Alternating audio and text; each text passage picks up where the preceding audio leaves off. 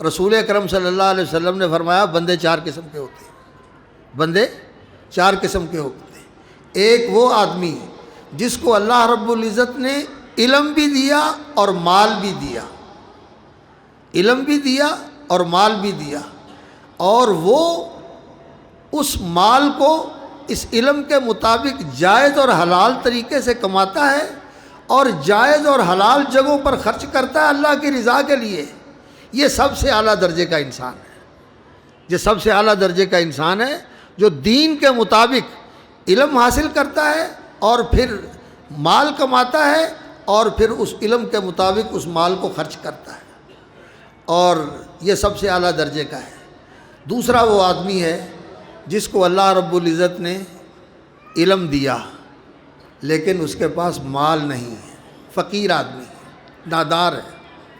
لیکن وہ نیت کرتا ہے، کہتا ہے کہ اللہ علم تو میرے پاس ہے لیکن میرے پاس مال نہیں ہے، لیکن اگر میرے پاس مال ہو تو میں بھی ویسے ہی خرچ کروں جیسے یہ تیرا بندہ خرچ کرتا ہے جس کو تو نے علم بھی دیا ہے، جس کو تو نے مال بھی دیا ہے۔ تو رسول اکرم صلی اللہ علیہ وسلم نے فرمایا اللہ رب العزت اس کی نیت کی وجہ سے خرچ کیے بغیر اللہ تعالیٰ اس کو اس کے برابر درجہ دے دیتا ہے۔